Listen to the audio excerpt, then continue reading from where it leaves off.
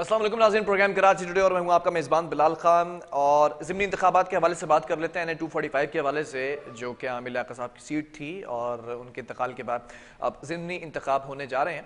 पहले भी हमने आपको ये बताया था कि फ़ारूक सत्तार आज़ाद उम्मीदवार के तौर पर खड़ा होना चाह रहे थे, लेकिन फिर MQM ने पेशकश की और MQM की पेशकश में 2 राउंड्स रहे, 2 दफ़ा मुलाकात की कोशिशें की गई, मुलाकात हुई लेकिन तहफ़्फ़ुज़ात दूर ना हो सके। उसके बाद दस्तबरदारी का भी कहा गया क्योंकि MQM की जानिब से जो मोहित अनवर खड़े तो हमारे प्रोग्राम में उन्होंने कहा कि दस्तबरदार हो चुके हैं फ़ारूक सत्तार साहब, जिसमें हमने ये भी सवाल किया था कि क्या पूरी MQM फ़ारूक सत्तार के हक़ में दस्तबरदार नहीं हो सकती थी, फ़ारूक सत्तार को ही क्यों दस्तबरदार होना पड़ा।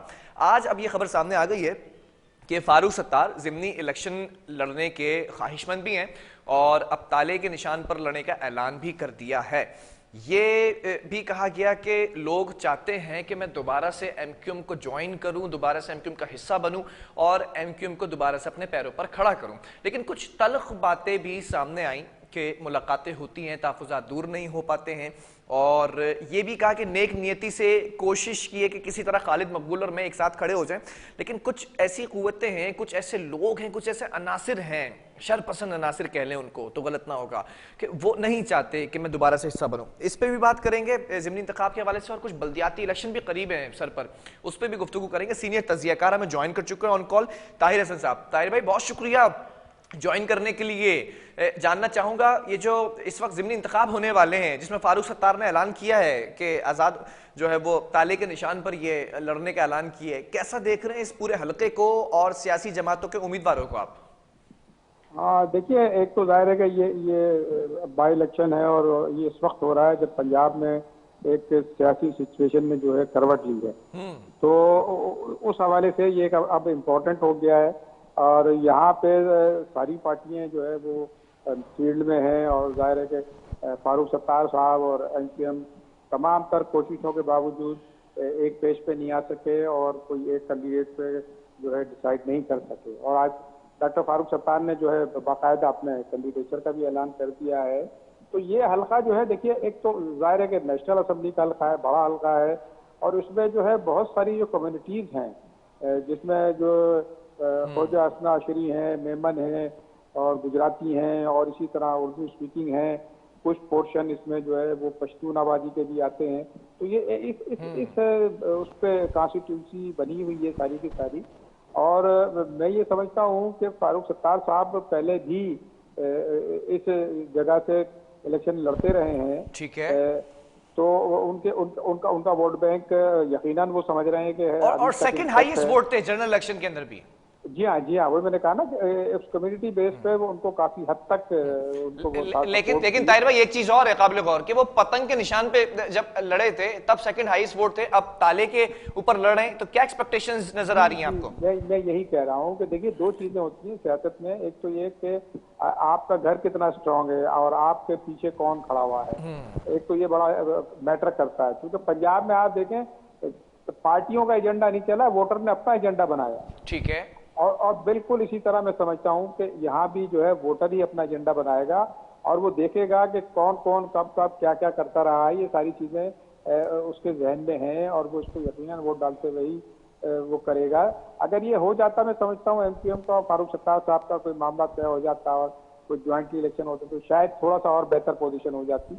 लेकिन अभी मैं समझता हूँ कि फारूक सत्तार साहब ने शायद कुछ जिद में आके कोई फैसला किया है और इसका मकसद दोनों को ही नुकसान होगा, चाहे बहादुराबाद हो चाहे ये हो। क्योंकि बाकी जो कैंडिडेट हैं, तो PTI है और PSP के भी जो कैंडिडेट हैं वो भी आपको पता है कि तो इस तरह के यहाँ पे कोई उनके स्ट्रॉन्ग होल्ड नहीं है इस एरिया में।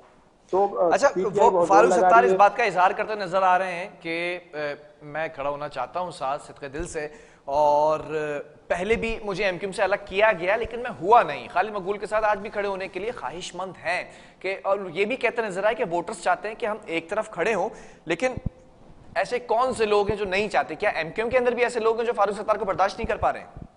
हाँ, नहीं, देखिए, मेरा ख्याल है इनके यहाँ जो है पर्सनालिटी क्लैश तो बहुत ज्यादा है MQM में और उसी बुनियाद पे ये बहुत सारे फैसले नहीं कर पा रहे हैं या इनकी, मैं समझता हूँ कि फैसला करने की सलाहियत जो है वो कमजोर हो गई है। एक असल में एक जो इन दोनों के लिए एक जो सबसे बड़ा खतरा है वो है जो क्या नाम है, लंदन क़यादत है। और लंदन क़यादत जो है वो कई इलेक्शनों में तो वो बाइकाट के हवाले से ऐलान कर चुके हैं। और अब ये अगर यहाँ भी वो बाइकाट हो गया तो और ज्यादा नुकसान होगा, क्योंकि पतंग के अगर निशान पे फारूक सत्तार इलेक्शन नहीं लड़ रहे तो भी एक क्लियर मैसेज है वोटर को कि फारूक सत्तार जो है वो अब कहाँ खड़े हुए हैं। और जाहिर है कि पतंग वाला ये खुद भी इतने कोई स्ट्रांग कंडीशन में नहीं है। एक फैक्टर और है, वो है मजहबी जमातों का, जमात इस्लामी का भी है, तो उनके अपने कुछ पॉकेट्स हैं, लेकिन वो भी मैं समझता हूँ कि कोई इतने मौसर नहीं है कि उनके लिए कोई बेहतर रिजल्ट ला सकेगा। तो फारूक सत्तार वाला मामला मैं कम से कम यही समझता हूँ कि ये कोई इतना स्ट्रांग वो नहीं है पोजीशन उनकी। वो एक अलग बात है कि अगर उन्होंने भी किसी अच्छा ताहिर भाई, आपको किसकी स्ट्रांग पोजीशन नजर आ रही है? जनरल इलेक्शन की बात की जाए तो पीटीआई की सीट, उससे पहले ये एमक्यूएम की सीट रही, और इस बार हमने ये देखा कि एमक्यूएम से फारूक सत्तार जिन्होंने लड़ी थी यहाँ से सीट के ऊपर, तो अब वो अलग हो चुके हैं। इस बार क्या देख रहे हैं, किसका पलड़ा भारी लग रहा है? देखिए, मैंने आपसे अर्ज किया ना कि ये कल के लाहौर के इलेक्शन में जो है वो एक नई करवट ली है सियासी तौर पे, और नया एक एजेंडा जो है वो सामने आया है। तो अगर और उसकी बुनियाद पे पीटीआई तो बड़ी होपफुल है कि शायद वो यहाँ उसी तरीके से जो है उसको भी तो सपोर्ट मिल जाएगी।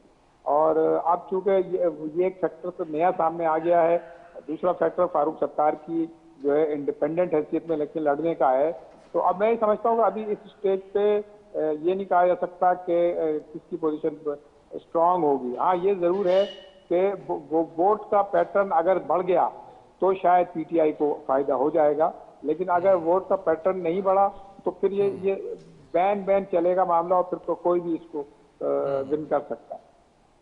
ठीक है। अच्छा, पंजाब में भी आपने देखा कि एक तब्दीली आई है, तो कराची की सियासत के ऊपर कोई फर्क पड़ेगा इसका?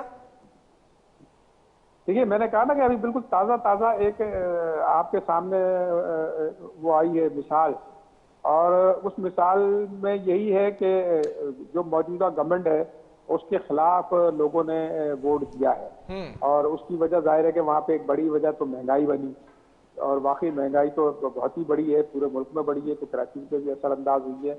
अब कराची जो जाहिर है कि एक गरीब परवर शहर है, मेजॉरिटी जो है यहाँ गरीबों की है, तो सारे के सारे बहुत बुरी तरीके से अफेक्ट हुए हैं। तो वो फैक्टर भी अपनी जगह मौजूद है, लेकिन चूंकि यहाँ मैं समझता हूँ कि पीपल्स पार्टी तो उस तरह का नहीं रोल प्ले कर रही है, लेकिन अगर सरकारी देखा जाए तो सरकार में तो इस वक्त एमक्यूएम है, एमक्यूएम बहादुराबाद है। तो अगर वो वहाँ पे गवर्नमेंट की पार्टी को इफेक्ट हुआ है बुरी तरीके से, तो यहाँ भी मैं समझता हूँ कि गवर्नमेंट की पार्टी को ही इफेक्ट होगा, इसलिए कि रिस्पॉन्सिबल महंगाई के तो लोग यही समझते हैं कि गवर्नमेंट है। और नो डाउट के गवर्नमेंट ने जो है वो बहुत एक्सट्रीम अंदाज में जाके जो है महंगाई के फैसले अच्छा, कराची के वोटर के हवाले से अगर बात करें, लगता है कि शख्सियात को वोट देने में ज्यादा इंटरेस्ट ले सकती है, या फिर पार्टीज के नजरिए को भी फॉलो करती है यहाँ की अवाम? नहीं, मेरा ख्याल ये है कि शख्सियात का जो वो था रोल, वो फिलहाल अभी कराची में खत्म हो गया है। अच्छा। एक अरसे में बहुत होता था कि पर्सनालिटी का और शख्सियात का बुनियाद पे वोट डालने का, अभी फिलहाल मैं नहीं समझता कि कराची में वो सरवाइव करता है। और बस अभी तो सिर्फ एक ही बात है इलेक्शन की, वो है महंगाई। और महंगाई जो है वो गवर्नमेंट में जो लोग हैं वो मुश्किल में आएंगे, और जो गवर्नमेंट में नहीं है वो जाहिर है कि उसका एडवांटेज लेंगे। और देखना यह है कि वोटर को ज्यादा से ज्यादा निकाल कौन रहा है, और जो ज्यादा वोटर को निकाल के लाएगा वो करेगा। क्योंकि पीटीआई का भी कैंडिडेट कोई बहुत मुझे मजबूत नजर नहीं आता, कोई बहुत ज्यादा पॉपुलर नजर नहीं आता। तो इस हवाले से भी जो है वहाँ इलाके में कोई इस तरह की गहमा गहमी एक्टिविटी नजर नहीं आती है, सिवाय इसके कि वो बैनर लगे हुए नजर आते हैं या छोटी छोटी मीटिंगें होती हुई नजर आती हैं। हाँ, लेकिन अगर ये मैं समझता हूँ कि इमरान खान के इलेक्शन के जलसे की बात हो रही है उनके यहाँ पे इस इलाके में, तो अगर इमरान खान का जलसा होता है तो शायद उसका कोई इम्पैक्ट आए और लोग फिर थोड़ा सा ज़्यादा अट्रैक्ट हों इस इलेक्शन की वजह से। तो वो एक फैक्टर है अपनी जगह, लेकिन गवर्नमेंट की पार्टियां जो है वो मुश्किल में है इस वक्त। अच्छा, पीटीआई की अगर बात की जाए, जैसे पंजाब के अंदर सीट्स ले गई, तो क्या लगता है कि कराची में दोबारा एक 4 साल का अरसा गुजरा है जिससे आवाम भी बड़ी मायूस नजर आई थी, पीटीआई कम बैक कर सकेगी क्या? क्योंकि मेरा अगला टॉपिक बल्दियाती इलेक्शंस की तरफ भी मैं आपसे सवाल करूंगा, देखिए पहले जरा जिमनी इंतखाब की बात कर लेते हैं इस पे। देखिए जिमनी, मैंने आपसे अर्ज किया ना कि जो ये इलेक्शन का जो टाइम है इस वक्त, वो इलेक्शन का जो मेन एजेंडा है वो है महंगाई। ठीक है। और महंगाई करने वाले जो है वो जाहिर है कि इस वक्त अफेक्ट होंगे इस इलेक्शन में। लोग उनको लाइक नहीं कर रहे, तो उसका उसका फायदा यकीनन जो है वो पीटीआई को हो सकता है। और अगर अगर अगर इस इलेक्शन में ना भी हुआ तो लोकल बॉडीज में जरूर होगा। अच्छा ताहिर भाई, जरा बल्दियाती इलेक्शंस पर आना चाहूंगा मैं। बल्दियाती इलेक्शन को कैसा देख रहे हैं इस बार, क्योंकि एमक्यूएम ने, हमने देखा कि पीडीएम का साथ दिया था, फिर वो हुकूमत बनी, पिछली हुकूमत तोड़ी गई, फिर हम ये देखते हैं कि अभी हुकूमत के साथ एमक्यूएम खड़ी तो है वफाक के अंदर, लेकिन सिंध हुकूमत के अगेंस्ट नजर आती है। बल्दियाती इलेक्शन के अंदर पीटीआई से पहले ही जो है वो कराची से लोग नाराज थे, क्योंकि इनके एमएनएज एमपीएस काम कर सके नहीं कर सके वो फैसला हम ने करना है। अब इस वक्त सिचुएशन क्या है? और फिर हम ये भी देखते हैं कि जमात इस्लामी भी काफी एक्टिव नजर आ रही है, दूसरी तरफ पीएसपी भी काफी एक्टिव नजर आ रही है। क्या देख रहे हैं इस बार बल्दियाती इलेक्शंस में आप? देखिए बल्दियाती इलेक्शन, एक तो ज़ाहिर टाइमिंग बड़ी ख़राब है बल्दियाती इलेक्शन की, क्योंकि यहाँ जो एक एथनिक क्लैश वाली जो सूरत हाल चल रही है वो उसकी वजह से एक टेंशन है कराची और हैदराबाद में काफ़ी। तो वो भी एक फैक्टर जो है वो आएगा इस इलेक्शन में, मुतासिर करेगा इस पूरे इलेक्शन को। और अगर पीसफुली हो भी गए तो लोग जो है वो बहुत डिवाइडेड किस्म के रिजल्ट यहाँ पे होंगे। और इसमें उस इलेक्शन में मैं समझता हूँ कि चूंकि वो लोकल बॉडीज का जो है वो काफ़ी हद तक परफॉर्मेंस बेस्ड होगा, तो परफॉर्मेंस जो है वो लोग उसको कंसिडर करेंगे कि माजी में जो लोग मेयर रहे हैं या जिनके हवाले शहर रहा है उन्होंने क्या किया, उनकी परफॉर्मेंस क्या रही, और जो मौजूदा गवर्नमेंट है उसकी क्या परफॉर्मेंस है, उसने क्या डिलीवर किया। ये मैटर, ये दोनों चीज़ें जो है वो होंगी। और चूंकि जमात इस्लामी, पीपल्स पार्टी और एमक्यूएम तीनों जो है वो इस सिचुएशन को जो है वो में हैं कि तो उन्होंने वो मेयर भी रहे हैं और गवर्नमेंट में भी हैं, तो वो जो वोटर अच्छा, है पीपल्स पार्टी इस जो बार क्लेम करती नजर आ रही है। मेरे ही प्रोग्राम के अंदर काफी दफा ये इस बात का जो है वो इंदिया दे चुके हैं कि मेयर तो हमारा ही होगा, बड़े कॉन्फिडेंट हैं। और फिर अगर एमक्यूएम की बात की जाए तो पिछली दफा हमने देखा कि एमक्यूएम थी, इस बार मुस्तफा कमाल ठीक है सिर्फ अलग है, इस बार फारूक सत्तार भी अलग हैं, मुस्तफा कमाल अपनी पार्टी के साथ हैं, फिर एमक्यूएम हकीकी अपनी एक तरफ है। इस बार एमक्यूएम क्या अक्सरियत ले पाएगी बल्दियाती इलेक्शन के अंदर? नहीं, देखिए मेरा ख्याल है कि ये इस मौके पे तो मैं नहीं समझता कि एमक्यूएम जो है कोई बहुत बड़ा जो है वो कोई मेजर जो है वो हिस्सा लेके जाएगी, क्योंकि मैंने आपसे अभी अर्ज किया ना कि जिस तरीके से साबिका मेयर्स जो हैं उनकी परफॉर्मेंस जो है वो भी देखी जाएगी इस इलेक्शन में, और जो उनके जो मामला थे, जो भी चीज़ें थी, उनके फेलियर जो है वो सब देखा जाएगा।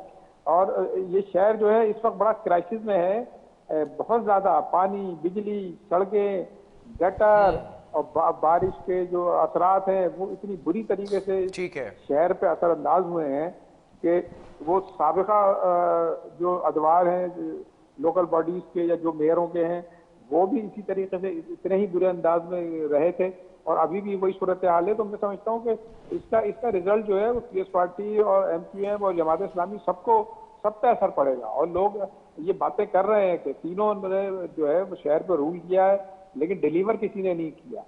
सिवाय इसके कि एक जमात इस्लामी जो है वो थोड़ा सा क्लेम करती है कि उसने थोड़ा सा नेमतुल्लाह साहब ने बेहतर परफॉर्म किया था, लेकिन बात यह है कि मुस्तफा कमाल भी क्लेम करते हैं और वसीम अख्तर भी क्लेम करते हैं, इसी तरह पीस पार्टी भी क्लेम करती है कि हमने बड़ा डिलीवर अच्छा, एडमिनिस्ट्रेटर कराची की बात कर लेते हैं जरा सी। ताहिर भाई, आपको इनकी कारकर्दगी मुतमईन बख्श नजर आती है? देखिए एडमिनिस्ट्रेटर, मैं समझता हूँ कि असल बात यह है कि ये पोस्ट है मेयर की, पॉलिटिकल पोस्ट है। एडमिनिस्ट्रेटर जो है वो तो एक ऑफिशियल पोस्ट हो जाती है, और ऑफिशियल पोस्ट के लिए मैं समझता हूँ कि एक किसी सरकारी अफसर कोई होना चाहिए। वो अगर हो तो वो ज्यादा बेहतर है, अथॉरिटेटिव बुनियाद पर काम कर सकेगा, क्योंकि जब भी इस तरह के ये एडमिनिस्ट्रेटर, पॉलिटिकल एडमिनिस्ट्रेटर आए हैं, उन्होंने डिलीवर नहीं किया है, मुश्किल हुई है। और चूंकि ये सिविक बॉडीज जो हैं इनका एक मैकेनिज्म बिल्कुल डिफरेंट होता है, ये एक अलग स्पेशलाइज्ड फील्ड है। इसके लिए जो है बहुत अच्छा, लोग काम करते तो वो हैं। मेयर की तरह ही नजर आते हैं ना, सड़कों पे भी नजर आ रहे हैं, दौरे भी कर रहे हैं, पूरे पूरे कोविड के जब वो मुब्तला थे कोविड में तब भी वो सड़कों पे नजर आए, डिस्टेंस रखा, ख्याल रखा तमाम चीजों का। तो क्या लगता है कि इनकी कारकर्दगी जांची अगर जाए तो बल्दियाती इलेक्शन में कुछ सपोर्ट हासिल हो सकेगी पीपल्स पार्टी को? देखिए कुछ हद तक कहा जा सकता है, इसलिए कि अगर अगर इस बुनियाद पे यही परफॉर्मेंस अगर लोग इसको अगर एक्सेप्ट करेंगे इस परफॉर्मेंस को, तो फिर यकीनन उनको सपोर्ट मिलेगी और वो उनका क्लेम जो है फिर वो लगता है कि वो राइट होगा। ठीक है। क्योंकि एक तवील अरसे से पीस पार्टी इस पे काम कर तो रही है और कोशिश भी कर रही है, मुख्तलिफ क्वार्टर्स में, मुख्तलिफ कम्युनिटीज में डिलीवर करने की कोशिश भी की है उन्होंने, और कहीं कहीं नजर भी आया है। तो मैं ये समझता हूँ कि क्योंकि कराची शहर जो है 7 डिस्ट्रिक्ट पे मुहित है और 60 डिस्ट्रिक्ट का जो शहर है उसके अंदर जाहिर है बहुत सारे पॉकेट्स हैं, बहुत सारी कम्युनिटीज हैं, बहुत सारे एरियाज हैं जहाँ काम की जरूरत थी और काम अगर किया है पीपल्स पार्टी ने और लोगों को नजर आ रहा है, तो फिर वो यकीनन इस पोजीशन में है कि वो अपना मेयर बना सकती है। ठीक है, बहुत शुक्रिया ताहिर हसन साहब आपके वक्त का, और बल्दियाती इलेक्शन भी करीब है, आप हमारी ट्रांसमिशन का और प्रोग्राम का भी हिस्सा बने रहेंगे उस दिन भी। बहरहाल ताहिर हसन साहब सीनियर तजिया कार हमें तमाम चीज़ों के ऊपर जो है वो तजिया दे रहे थे कि क्या होने जा रहा है, और ख़ासतौर पर ज़मीनी इंतखाब की अगर बात की जाए हल्का ने 245 की, तो अब देखना ये है कि इसमें फ़ारूक सत्तार जो एक आज़ाद हैसियत से कैंडिडेट हैं ताले के निशान पर, यह भी कहा कि उस निशान के साथ लड़ूंगा। पहले दस्तबरदार हो गए थे एमक्यूएम के हक़ में, जो कि मोईद अनवर उसके कैंडिडेट हैं एमक्यूएम पाकिस्तान के। ऐसा क्या हुआ है कि अब आज़ाद तौर पर जो है वह लड़ने के ख्वाहिशमंद हैं। कल कोशिश ये करेंगे कि फ़ारूक सत्तार का भी मौक़िफ़ आपके सामने रखें। वक्फ़ा लेंगे यहाँ पर, उसके बाद कुछ और स्टोरीज़ भी उन पर भी बात करना इंतहाई ज़रूरी है।